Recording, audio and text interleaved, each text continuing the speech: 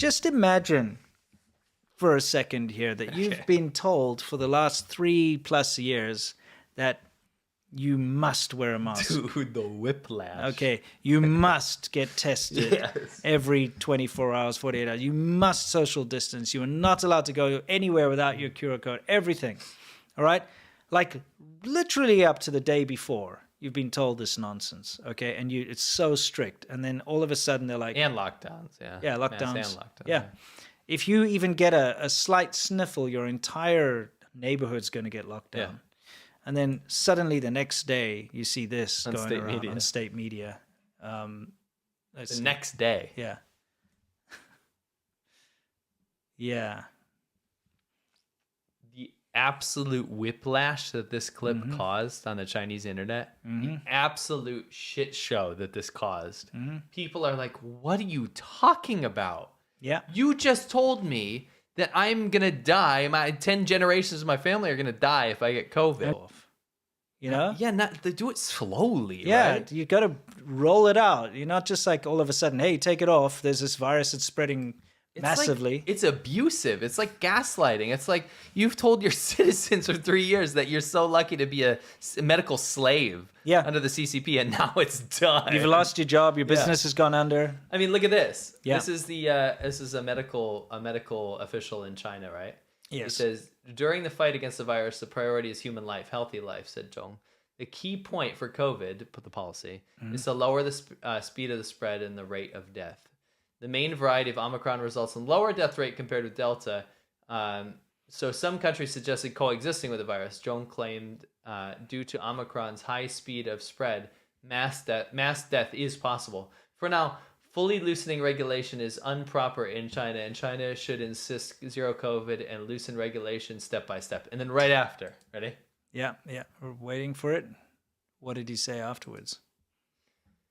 Once infected with Omicron, 98% of patients would avoid second infection. In a sense, infection of Omicron is akin to one shot of vaccination. Flip-flop. Yeah, just and it like shows that. you scientists, people that say, oh, scholars or scientists or academics or whatever are not related to the state, right? This whatever the government wants to do is the government, right? But these people are these impartial people are not emboldened or not what's it called? Beholden to the state. Bullshit. Yeah, complete bullshit. They have to, like, a scientist will have to tell you that the sky is red when it's blue because the Chinese government told them to. That's how China works. Dude, Santa Claus told the little boy the sky was blue, but then some scorpions came along or some shit. Correct. Yeah. Santa Claus told a little boy the sky is blue, and the researcher and the scorpions said, wait, Santa Claus isn't real, therefore the sky isn't blue. Enter our story, the clever scorpions. Yeah, you know what I mean?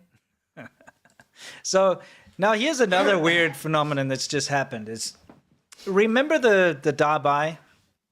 These are the enforcers. These are the people that are locking people in their homes, welding the gates shut. These are the people that are standing around forcing people to get tested and testing them and so on.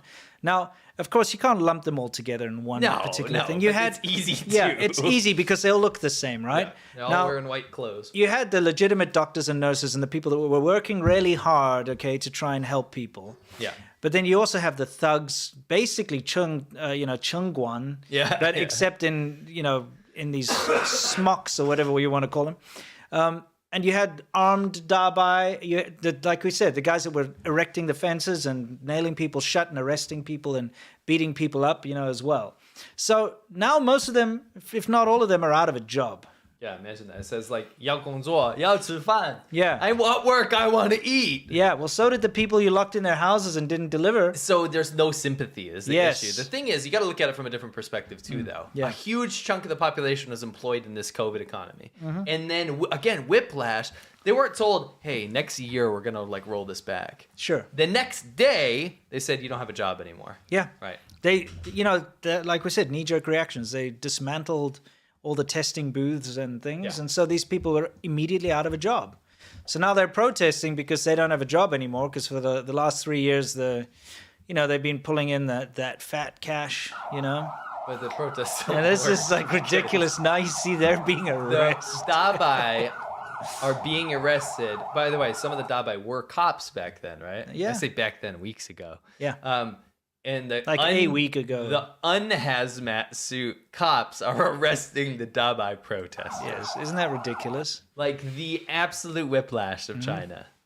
Now, we also spoke about this last week, but the sheer amount of people going to the hospitals is crazy. But it's not because people are like terminally ill or anything like this, okay? Yeah. You have to understand the panic that's set in.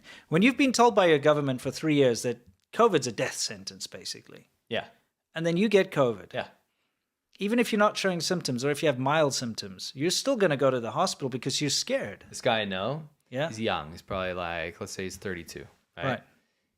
I've been 32 is young now. I'm saying he's not old. He's not going to die. Is my No, point. oh, okay, That's sure, because sure. we're talking about COVID, right? So he gets COVID, and he texts me. He's freaking the F out. Yeah. He's like, and I've already told him I've had it like probably twice now, right? Everyone in the world's had it. Yeah. So you're going to be fine. You know, take care of your health, drink fluids, make sure you take some vitamins or whatever.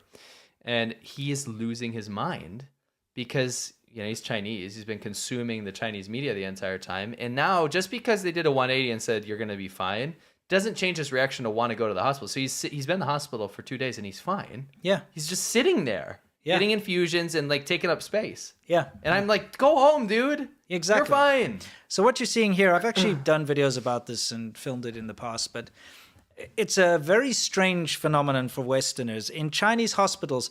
You know, usually if you've got the flu, Yeah. you're going to go to a hospital, you get some flu medicine, right? Yeah. That's it. You might get an injection for something. Yeah. Okay. But in China, they don't do that. Instead of taking medicine, they go and sit for 2 hours and they have like a drip. Yep. So, you know, like IV those, drip, yeah. an IV drip, right? And they put like TCM in there or they put antibiotics or whatever. It mixes around. They put it all together. It doesn't really matter depending on what you get diagnosed with. So you go in with a cold, go in with the flu, go in with whatever. They mix you up a little solution. Little concoction. And then they make you sit in this like wooden chair, which is not very comfortable. And you sit there for 2 hours with a drip in your arm. Yep. And that's it. And it's Yep. normal. And Yep. everyone does it. Okay. And that's what you're seeing here on the right with all those like tubes. It looks horrendous, by the way. When you walk in, you think everyone's dying of like the plague or something. Yeah. When you see that. Yeah. But it's actually just people that have It a looks like cold. an ER. Yeah. Yeah. It's just people have a cold or whatever, and they're just getting their cold medicine, but Yeah. they're getting it through a drip. Right. Okay.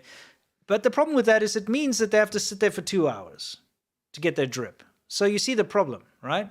People going into the hospital, they can't just go in and see the doctor, get their medicine, and leave. They have to go in, see the doctor, get their medicine prescription, go to the little counter, get their little solution mixed up, sit down, get it, and sit there for 2 hours. Yeah. So it creates a problem where there's a huge waiting list Yeah. and it takes up space. So you're seeing all sorts of funny footage. Well, not funny, strange footage. I meant funny in that way.